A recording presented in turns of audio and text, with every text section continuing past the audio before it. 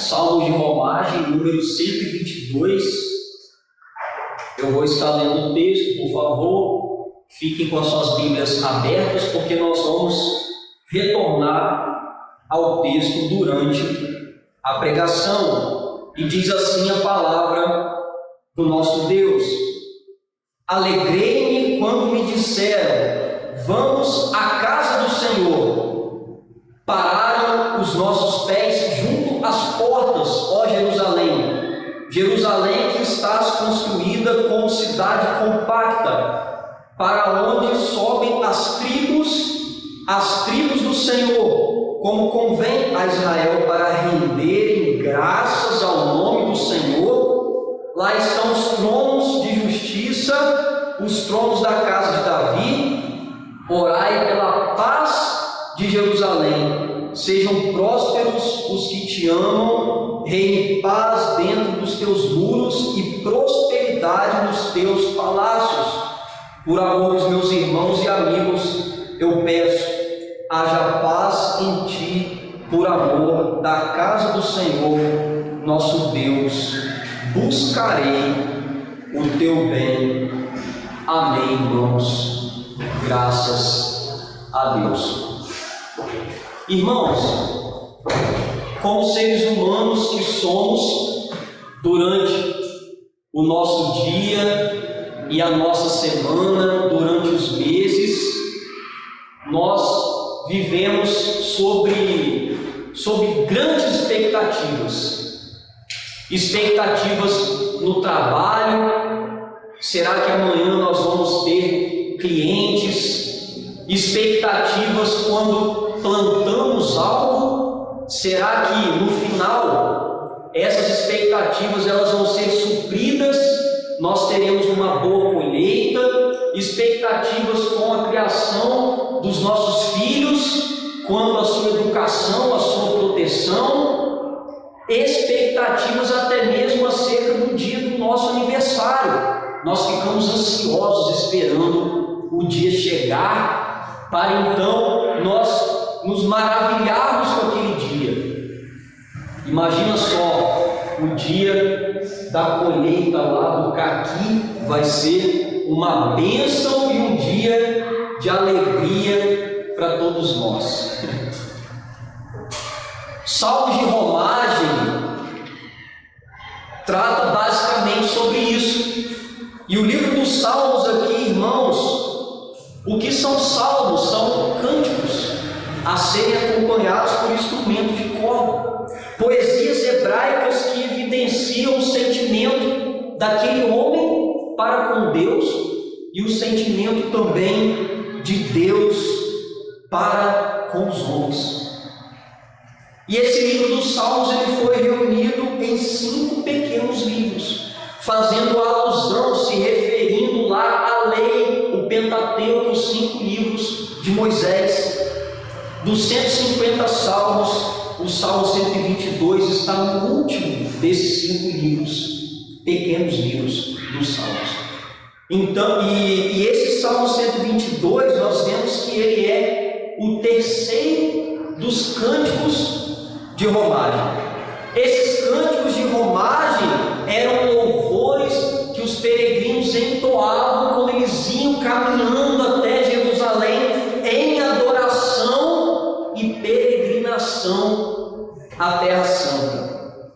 O Salmo 122, ele é um hino escrito por Davi, quando, após a unificação do reino, logo após ele ter conquistado Jerusalém para servir de sede para o seu governo, para que a cidade ali pudesse receber então o tabernáculo e a arca da aliança, receber a presença de Deus entre o povo. Este hino foi escrito então aos adoradores, aos peregrinos, quando chegassem a Jerusalém, eles pudessem celebrar com júbilo e orar pela prosperidade daquela cidade. Davi ele expressou o sentimento de grande expectativa dos peregrinos a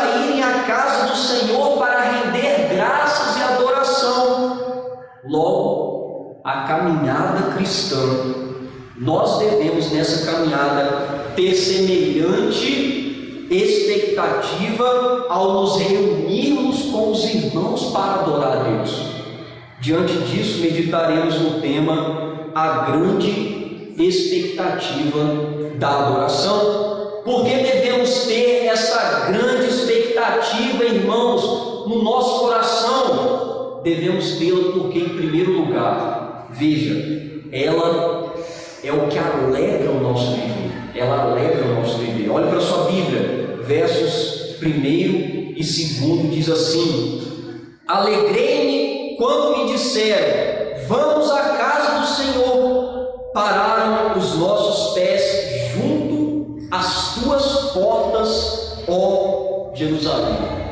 Irmãos, todo o sentimento de alegria e grande expectativa desse rei em enfim chegar à casa do Senhor estava acontecendo. Davi, então, ele contagiou e conquistou os peregrinos no salmo conhecido como o Salmo da Chegada. Após aqueles homens, vocês lembram no Salmo 120 que eu estive pregando, após aqueles homens serem livrados das falsas acusações e sustentadas pelo caminho, pelo grande, pelo eterno guarda de Israel, no Salmo 121, agora eles se alegram não apenas com a ideia de irem, mas de chegarem até a casa de Deus em Jerusalém. Diante de muitos desafios, esses homens estavam enfim chegando próximo à presença de Deus. Deus havia dito a Moisés que habitaria num local permanente de adoração. A arca da aliança, que representava a presença de Deus, iria repousar no tabernáculo do Monte Sião, em Jerusalém, como diz o texto. Este é para sempre o lugar do meu repouso, aqui habitarei, pois o preferi. Salmo 132, 14. A arca não mais iria ficar perambulando, caminhando para lá e para cá, mas ela iria se fixar no local único de adoração. E o verso 2, como vocês podem acompanhar, nos diz que os peregrinos ficaram deslumbrados à porta de Jerusalém. Imagine a cidade conquistada pelo rei, que era segundo o coração de Israel, uma cidade linda, majestosa, com muros altíssimos e que abrigava a arca da aliança. Eles ficaram maravilhados. Isso porque Jerusalém significa fundamento da paz. Era o local mais desejado por eles, o local da habitação de Deus entre o seu povo, onde Deus era glorificado. A grande expectativa de pisar naquele lugar, de plantar os pés na cidade escolhida por Deus para se encontrar com o seu povo, era a maior alegria daqueles peregrinos. Irmãos, hoje não existe mais templo. E agora, como faremos? Muito menos tabernáculo. Todo o Antigo Testamento, irmãos, de maneira progressiva, aponta para algo infinitamente maior, que é o nosso Senhor Jesus Cristo e o seu reino. Todos os eventos, rituais, tradições, cerimônias eram sombras de uma realidade, o corpo, a realidade que haveria de vir, como disse o apóstolo Paulo.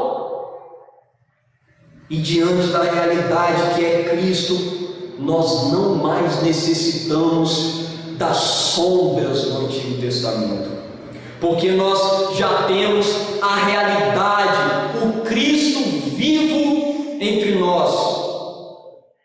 É por isso que o centro da adoração não está mais no templo, mas em Cristo, quando é adorado em espírito e em verdade. A chamada casa do Senhor na revelação de Cristo é o seu corpo, o verdadeiro tabernáculo. O Deus que habitou em tendas e templos, habitou em Cristo, que nele habita corporeamente toda a plenitude da divindade. E uma vez que o Espírito Santo nos une a Cristo, tornando-nos santuário dedicado ao Senhor para a habitação de Deus no Espírito, templos do Espírito Santo, esse Deus que estava habitando naquela época se revelou completamente em Cristo e hoje Ele habita em cada crente, de forma que quando estamos nele pela fé, pertencemos a Ele. Assim existe uma união mística com Ele, onde nós juntos somos o seu corpo e Ele a nossa cabeça. Irmãos, que revelação maravilhosa! Hoje a casa de Deus é a igreja, é os crentes, é o ajuntamento dos filhos de Deus. Ali está a presença do Altíssimo. Como disse Paulo: não sabeis que sois santuários de Deus e que o Espírito de Deus habita em vós? 1 Coríntios 3,16. Ou como disse Pedro: como pedras que vivem, sois edificados uma casa espiritual para serdes sacerdócio santo, a fim de oferecer sacrifícios espirituais agradáveis a Deus por intermédio de Jesus Cristo. 1 Pedro 2,5. E João falou o quê? João falou assim: vi também a cidade santa, a nova Jerusalém, que descia do céu da parte de Deus, ataviada como noiva adornada para o seu esposo. Apocalipse 21:2. Que revelação maravilhosa! João Calvino, entendedor desse mistério, disse que uma vez que Cristo, nosso verdadeiro Emanuel, reside em nós, Ele nos forneceu o motivo de júbilo mais profundo em toda a nossa vida e a nossa existência, é ter Deus conosco. É por isso que nós não devemos, irmãos, negligenciar o culto, a companhia dos irmãos e a adoração comunitária, o ajuntamento nesse corpo de Cristo. Pelo contrário, nós devemos ter a grande expectativa e alegria de nos se reunir, porque é ali que esse corpo ele é visível de forma clara e nós todos juntos adoramos ao Senhor. Nós estamos meditando, irmãos, no tema a grande expectativa da adoração. Além dessa grande expectativa, alegrar o nosso viver, porque devemos tê-la. Devemos tê-la porque, em segundo lugar, ela motiva a nossa comunhão. Olhe para a sua Bíblia, versos 3 a 5. Jerusalém, que estás construída como cidade compacta, para onde sobem as tribos do Senhor, como convém a Israel, para renderem graças ao nome do Senhor. Lá estão os tronos de justiça, os tronos da casa de Davi. Pastor, o que significa isso? Nós vamos aprender agora. O verso 3 diz que Jerusalém foi construída como cidade compacta, cidade unida, bem construída, uma escolha estratégica de Davi. Ela não pertencia a nenhuma das tribos, irmãos. Nenhuma das tribos tinha posse sobre ela, mas ela era um local de união da nação, distinta por sua boa ordem e governo santo. Olha que cidade! Já o verso 4 nos diz que todas as tribos, então, aquelas 12 tribos, se juntavam em peregrinação para aquela cidade, em obediência e união. Era um dia de alegria para os peregrinos. Imagina todo o povo unido, caminhando até Jerusalém. E lá eles sabiam que eles iam oferecer louvores, eles iam oferecer sacrifícios pelo pecado, entregar então os seus dízimos, as suas ofertas e encontrar os seus irmãos. Era um dia de grande festa, de alegria. Eles enfim estavam na Terra Santa para adorar a Deus, basicamente 3 vezes ao ano, na festa da Páscoa, do Pentecostes e do Tabernáculo. Reuniam o povo em Jerusalém, uma união política sob o controle do rei, o rei que avistava aquele povo, o povo de Deus, e espiritual. Eles estavam diante da presença de Deus na terra e dos sacerdotes que imolavam os animais para que os pecados pudessem ser encobertos. Eles iam como convém, diz o texto, testemunhas do pacto de Deus com o povo escolhido. Era ali que todos os outros povos pagãos olhavam aquele povo todo reunido, velhos, adultos, crianças, rendendo graças, e eles falaram: verdadeiramente Deus fez um pacto com o povo.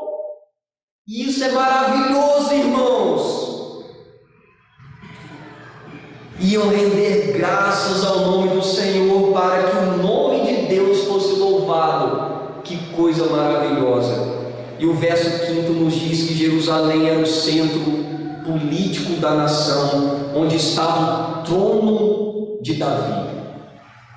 O trono de Davi. E esse trono, ele já apontava para o trono do grande rei, o Senhor Jesus Cristo, que nasceu da descendência desse rei humano Davi, onde Deus governava e julgava o povo por meio do seu servo, um reino firme e estável, diferente de todos os outros reinos da terra que eram corruptos, idólatras e que caíam facilmente.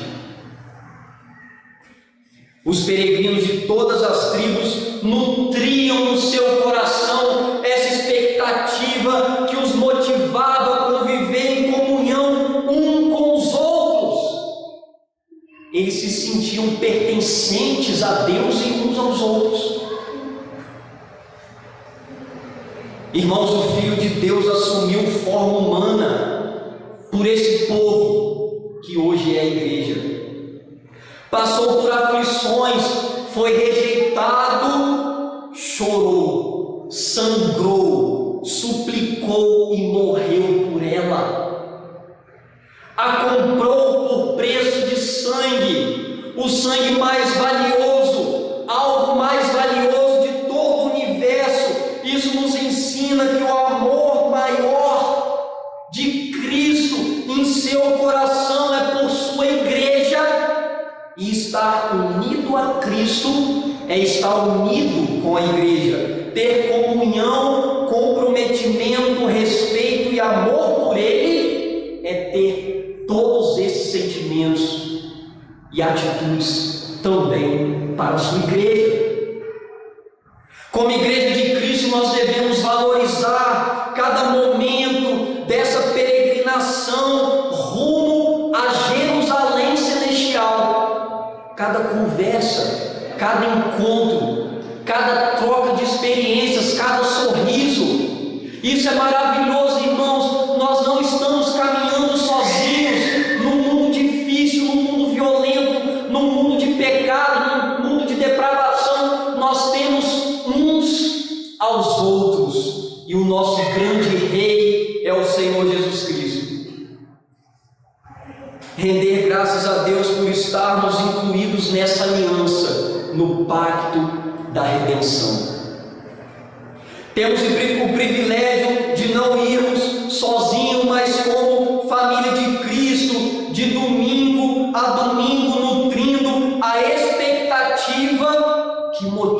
a nossa comunhão, até que nós chegaremos diante do Cordeiro, na Nova Jerusalém, quando Cristo nos chamar. Estamos meditando no tema, a grande expectativa da adoração. Além dessa grande expectativa, alegrar o nosso viver e motivar a nossa comunhão, porque devemos tê-la. Devemos tê-la porque, em terceiro e último lugar, ela move as nossas atitudes. Olhe para a sua Bíblia, versos de 6 a 9, diz assim: orai pela paz de Jerusalém, sejam prósperos os que te amam, reine paz dentro dos teus muros e prosperidade nos teus palácios.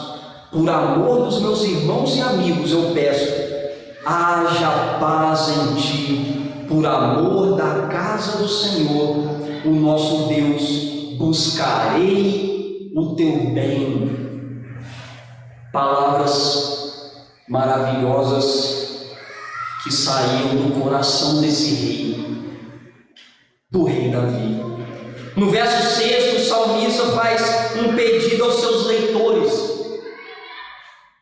e os peregrinos entoam um cântico de paz naquele lugar. Há um jogo de palavras no texto hebraico entre as palavras shalom, paz, e Yerushalayim, Jerusalém, que significa o que eles estavam entoando juntos naquela cidade santa: peça a paz do fundamento da paz, peça pela paz do fundamento da paz. Aqueles homens sabiam que a qualquer momento uma guerra podia acontecer, porque Davi era um homem de guerra, mas eles pedem paz para que pudessem continuar participando daquela maravilha e serem abençoados. Eles desejavam prosperidade entre eles. Já o verso 7 diz: reine paz dentro dos teus muros. O clamor não é apenas por paz externa, mas também interna entre o povo, e prosperidade nos teus palácios. Eles queriam vida longa ao rei. Eles queriam paz do lado de fora, que Israel fosse protegida dos outros povos, que o povo continuasse unido dentro dos muros, e também no palácio, que Davi pudesse reinar com tranquilidade. De sorte que o verso 8 diz que, pelo amor dos seus compatriotas e de sua família, eles amavam uns aos outros, eles eram como uma família. Ele reforça: haja paz em ti. Tanto o rei quanto os peregrinos entendiam que famílias pacíficas geram uma nação pacífica. Não é assim? Quando tudo vai bem em casa, tudo vai bem na igreja. Quando tudo vai bem na igreja, tudo vai bem lá fora, na sociedade. E a nossa sociedade, ela vai sendo transformada pelo poder do Evangelho e pelo testemunho de um povo diferente, de um povo santo. E conclui no verso 9 com uma convicta decisão ao afirmar: por amor da casa do Senhor nosso Deus, buscarei o teu bem. Aqueles homens não apenas estavam orando por Jerusalém, mas estavam buscando pela paz em Jerusalém. Ele tem um profundo desejo que o leva a agir, a orar, pedir orações, proteger e contribuir com o bem de Israel. Não devemos apenas orar e ansiar, mas nós devemos também agir. Para que as peregrinações, o culto e a adoração não cessassem, eles agiam. Este amor e grande expectativa pela adoração na casa de Deus os movia a uma vida de oração, proteção e zelo pela casa do Senhor em Jerusalém. É por isso que nós devemos, irmãos, orar pela nossa igreja, todos os dias nos nossos momentos devocionais e nos cultos domésticos. Orar um pelos outros, como diz Tiago, confessai, pois, os vossos pecados uns aos outros, e orai um pelos outros para seres curados. Muito pode, por sua eficácia, a súplica do justo, Tiago 5,16. Como também cuidar um dos outros e promover o bem-estar da igreja. Chegar para cada irmão e dizer como você está indo. Será que você precisa de alguma ajuda? Como eu posso ajudá-lo, socorrê-lo? Eu quero te ajudar, como diz o texto. E não nos cansemos de fazer bem, porque a seu tempo ceifaremos, se não houvermos desfalecido. Então, enquanto temos tempo, façamos bem a todos, mas principalmente aos domésticos da fé, os da igreja, os da nossa casa. Gálatas 6, 9 e 10. A rica expectativa da adoração no dia do Senhor nos move a trabalhar e nos desgastar pelo bem e o crescimento um dos outros para a glória de Deus. Tudo que nós fazemos pela igreja, irmãos, não é visando lucro, benefício próprio, mas é visando a glória de Deus, a expansão do Evangelho e o bem-estar do seu povo, que se reúne aos domingos para adorar ao Senhor em comunidade. Cada esforço, cada gota de suor vale a pena. Um dia nós estaremos no céu, e aqui é um ensaio da adoração, embora ela já esteja acontecendo. Diante do que foi exposto, irmãos, o texto nos oferece algumas lições. Em primeiro lugar, se alegre com a expectativa do culto, em adorar e rever os irmãos. Mas, pastor, se eu não tiver essa alegria, se isso não estiver partindo do meu coração, eu não tenho vontade, eu não tenho alegria, eu não quero ver ninguém. Irmãos, clame a Deus que renove as suas forças, a sua esperança. A oração e a perseverança são os remédios para o desânimo e para a tristeza. E nós temos esses remédios, irmãos. Não fuja do médico no dia da doença. Não deixe de tomar a medicação. Corra para Cristo e peça: Senhor, me dê alegria, me dê ânimo em te adorar, em ir à sua casa, em bendizer o teu santo nome, de encontrar os meus irmãos, em te servir, como nós estamos fazendo aqui. Esteja sempre em comunhão com a igreja. Em segundo lugar, se organize para não faltar às atividades, se envolva com as causas da igreja e um com os outros. Cristianismo não é uma religião solitária, é uma religião comunitária. Nós somos corpo de Cristo, nós somos noiva do Senhor, que estamos sendo preparados para o grande encontro. E nós devemos estar juntos. Pastor, mas você pode perguntar: eu não quero participar, eu não quero ver ninguém. Irmão, se você estiver dessa maneira, você deve rever sua fé. Se você realmente está em Cristo e é igreja, talvez você precise negar um pouco do seu orgulho. Somos um povo simples, um povo que adora a Deus com simplicidade.